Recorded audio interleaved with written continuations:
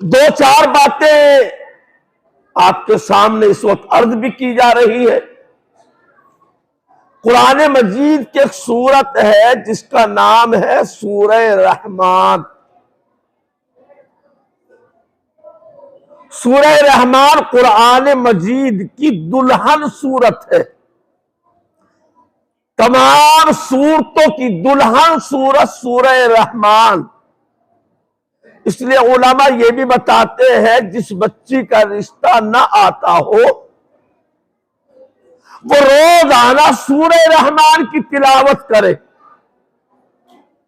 تو کہیں نہ کہیں سے اس کا رشتہ آ جائے گا، رشتہ لگ جائے گا۔ اس سورت میں بار بار ایک لفظ آتا ہے فَبِأَيِّ آلَاءِ رَبِّكُمَا تُكَذِّبَانِ، اے جناتو، اے انسانوں، تم اپنے رب پروردگار کی کون کون سی نعمتوں کو جھٹلاؤ گے؟ بہت ساری نعمتوں کا ذکر کیا اللہ نے سورت میں۔ آسمان بلند کیا، انسان کو انسان بنایا، زمین انسان کے لیے بچھائی، پانی کے دریا بہائے، اور جنت میں حوریں ملیں گی، جنت کی حوروں کا ذکر ہے، جنت کے خادموں کا ذکر ہے، جنت کے تکیوں کا ذکر ہے، جنت کے پیالوں کا ذکر ہے، جنت کی مسیریوں کا ذکر ہے۔ یہ قرآن کی سورت میں اللہ نے اپنی ان نعمتوں کا جو دنیا میں اس نے ہمیں دی اور ان نعمتوں کا جو جنت میں جانے کے بعد ہمیں ملے گی، ان ساری نعمتوں کا ذکر فرمایا۔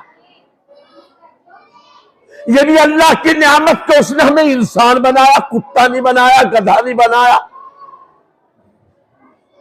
یہ بھی اللہ کا ہم پر احسان، اس کے نعمت کہ اس نے ہمیں بولنے کی طاقت عطا فرمائی، قوت گویائی عطا فرمائی۔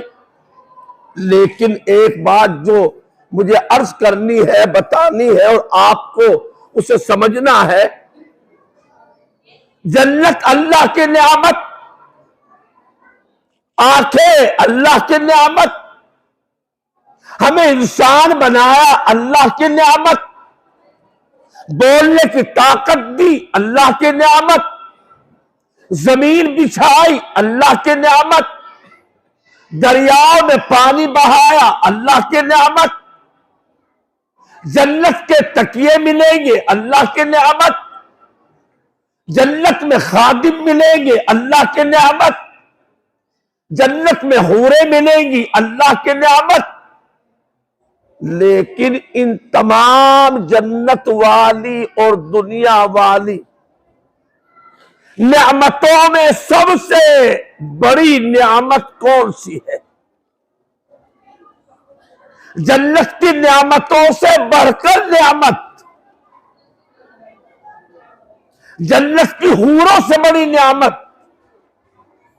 جنت کی بہت ساری نعمتوں میں سب سے بڑی نعمت کون سی ہے بھائی؟ الرحمن، آگے علم القرآن۔ ساری نعمتوں میں سب سے پہلے اللہ پاک نے تعلیم قرآن کو ذکر کیا۔ وہ رحمان، کون رحمان؟ وہ رحمان جس نے قرآن سکھایا، علم القرآن جس نے قرآن پڑھایا، خلق الانسان جس نے انسان کو پیدا کیا۔ انسان کی پیدائش کا ذکر بعد میں ہے، قرآن کی تعلیم کا ذکر پہلے ہے۔ پہلے پیدا ہوں گے یا پہلے قرآن پڑھیں گے؟ ارے پہلے پیدا ہوں گے، انسان بنیں گے، پھر قرآن پڑھیں گے۔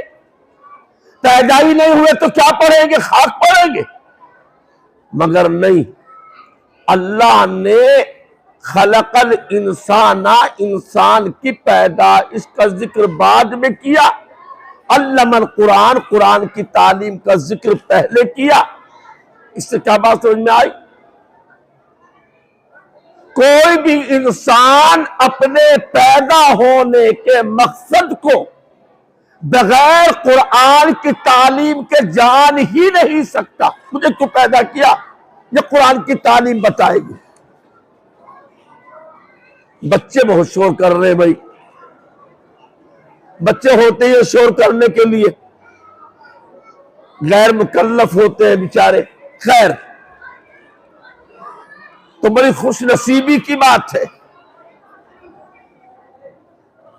ان بچوں کے لیے، ان بچوں کے گھر والوں کے لیے، ان کے ملنے جلنے والوں کے لیے، ان کے رشتہ داروں کے لیے، جو قیامت کے دن ایک حافظ قرآن ایسے 10 خاندانوں کی بخشش کا ذریعہ بنے گا جن کے لیے جہنم کا فیصلہ ہو چکا ہوگا۔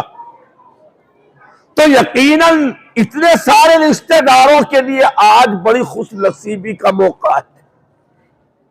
ان کے خاندان میں، رشتہ داری میں کوئی حافظ قرآن بن رہا ہے۔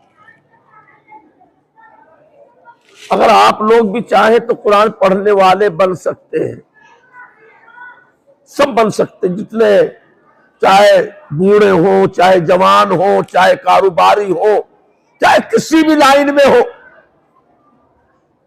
قرآن مجید پڑھنے کا ثواب ہم میں سے ہر کوئی اگر چاہے حاصل کر سکتا ہے۔ کیسے؟ ہمارے بچے مدرسے میں پڑھنے آتے ہیں، بچیاں بھی پڑھنے آتی ہے، قرآن پڑھتی ہے، بعض حفظ کرتے ہیں، بعض نازلہ پڑھتے ہیں۔ اگر گھر کے ماں باپ صرف 5 منٹ، زیادہ نہیں، اپنے بچے سے کہے کہ بیٹے ہمیں 1 پاؤ پارا قرآن سنا دو، کتنی دیر لگے گی؟ 20 منٹ میں پورا پارا پڑھ لیا جاتا ہے، پاؤ پارا پڑھنے میں 5 منٹ۔ اگر گھر کے لوگ 5 منٹ اپنے اس بیٹے کے، بچے کے پاس بیٹھ جائیں اور وہ قرآن ہمیں سنائے، ہم کان لگا کے سنیں، تو کیا ہم سننے والوں کو ایک حرف پر 10 نیکیاں نہیں ملے گی؟ کیا 5 منٹ کا وقت نکال سکتے ہم اپنے گھروں پر؟ اپنے بچے کی دلجوئی بھی ہے، حوصلہ افزائی بھی ہے، اور ایک سنت پر عمل بھی ہے۔ اللہ کے پیغمبر صلی اللہ علیہ وسلم کبھی کبھی صحابہ سے فرماتے تھے تم مجھے قرآن سناؤ۔ ایک مرتبہ آپ نے حضرت عبداللہ ابن مسعود سے فرمایا تم مجھے قرآن سناؤ۔ آپ نے فرمایا پیغمبر یا رسول اللہ آپ پر قرآن اترا اور میں آپ کو سناؤں؟ ہاں عبداللہ ابن مسعود تم مجھے قرآن سناؤ۔ حضرت عبداللہ ابن مسعود نے قرآن سنایا، اللہ کے نبی نے سنا۔ تو سننا کس کی سنت ہوئی؟ قرآن مجید سننا سنت ہے، نبی پاک صلی اللہ علیہ وسلم کی سنت، اس پر عمل کرنے کا الگ ثواب ملے گا۔ میرے آقا فرماتے ہیں تعلم القرآن وعلموہ الناس، قرآن سیکھو اور قرآن سکھاؤ۔ یہ تو آسان سا نسخہ ہے بھائی، حتیٰ کہ یہاں تک فرمایا گیا حدیث میں کہ 4 چیزوں کا دیکھنا بھی عبادت ہے۔ اپنے ماں باپ کو محبت کی نظر سے دیکھنا عبادت، النظر الی الوالدین عبادت، ماتھے پہ سلوٹ ڈال کے نہیں، گھور کے آنکھ نکال کے نہیں، محبت کی نظروں سے ماں باپ کو دیکھنا کیا ہے بھائی؟ عبادت۔ اور فرمایا النظر الی الکعبۃ عبادت، خانہ کعبہ کا طواف کرنا تو ہے ہی عبادت، خانہ کعبہ کو عظمت احترام کی نظر سے دیکھنا یہ بھی عبادت ہے۔ اور فرمایا النظر الی العالم عبادت، صحیح با عمل عالم کو دیکھنا یہ بھی عبادت، اس کی زیارت کرنا۔ اور فرمایا النظر الی المصحف عبادت، قرآن مجید کو دیکھنا بھی عبادت ہے۔ اسی لیے مسئلہ ہے جو آدمی قرآن سامنے رکھ کر ناظرہ دیکھ کر پڑھے اسے 2 ثواب ملتے ہیں، بغیر قرآن دیکھے ہاتھ جو پڑھے اس کو اکیرا ثواب پڑھنے کا، اور جو قرآن سامنے رکھ کر انگلی پھیر پھیر کر دیکھ دیکھ کر قرآن پڑھے اس کو دگنا ثواب، 2 ثواب، ایک قرآن کی تلاوت کا اور دوسرے قرآن کی زیارت کا، ایک قرآن کو پڑھنے کا دوسرے قرآن کو دیکھنے کا۔ قرآن دیکھنا بھی عبادت ہے، ثواب ہے۔ اس لیے میرے محترم بزرگوں، اپنے بچوں کو لازمی طریقے پر قرآن پڑھاؤ، دین پڑھاؤ، اور موجودہ حالات کے اعتبار سے تو اس چیز کو فرض سمجھو کہ ہم اپنے بچوں کو دین کی تعلیم ضرور دلائیں گے، اس لیے کہ ساری دنیا ہماری آنے والی نسل کو برباد کرنے پر تلی ہوئی ہے۔ سوشل میڈیا کے ذریعے، الیکٹرانک میڈیا، پرنٹ میڈیا، طرح طرح کے ہنگامے، طرح طرح کی چیزیں کسی طرح مسلمان کو اسلام سے بدظن کریں، ان کے ذہنوں میں زہر بھرے، شکوک و شبہات پیدا کرے۔